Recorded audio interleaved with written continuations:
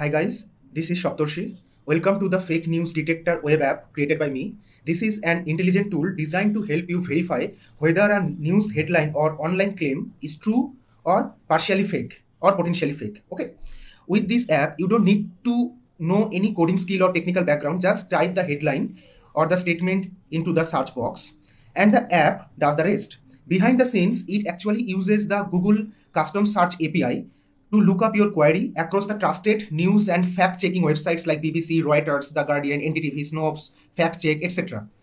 The app then analyzes where your news appeared and gives a clear verdict, like is it true, is it uncertain, or possibly a fake news. Finally, it displays the top search result with snippets so that you can read and verify the information by yourself also. In short, this tool empowers everyone to detect misinformation instantly, making online news consumption safer, smarter, and more reliable. But before illustrating this app, first I will go through the code.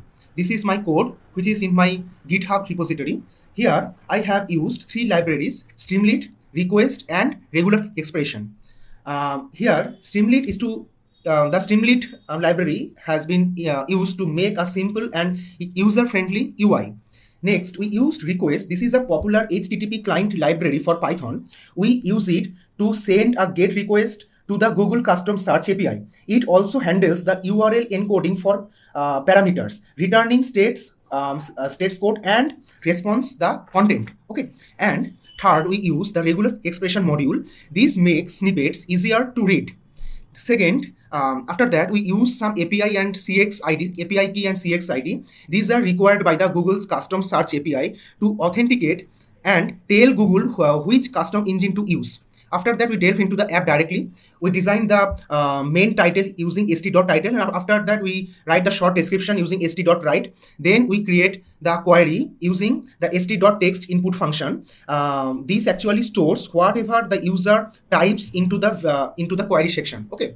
Next, we used two different helper functions. First we defined the Google search. The Google search using the query what the user has been written. Here the parameters build the query parameters for the HTTP GET request. Here we also perform the GET request using the request library. Okay.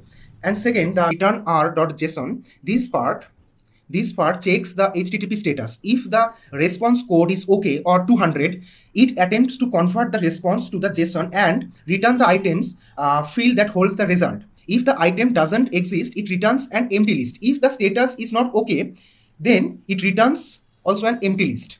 Our second helper function is get the verdict. Okay, this is the verdict part where I have created a list of domain keywords. This I considered reputable and trusted portals for creating a trusted list. Okay, in this here I have listed all the trusted news portals, although I am still working on this to update this trusted list. Okay, after that I have count equals to sum.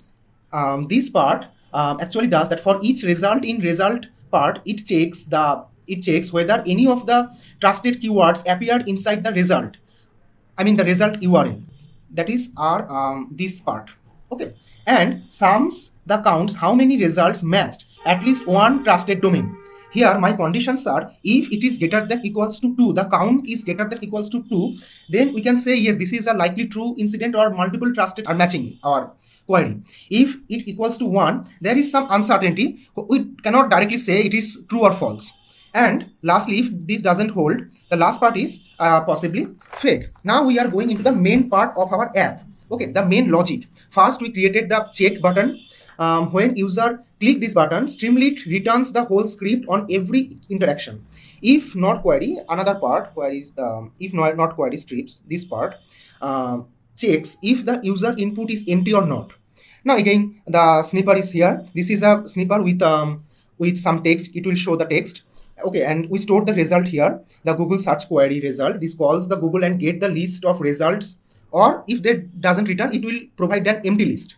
Now we go to the last part about the verdict. This part, this compute the verdict string. Okay, and st.success to showing the verdict as success box. And in the last part for r in the result, this is a loop through the Google result and display. Okay, this is all about our app, and now we will display how it actually works. I have already listed some queries. Suppose RCB. Okay, this is a fact.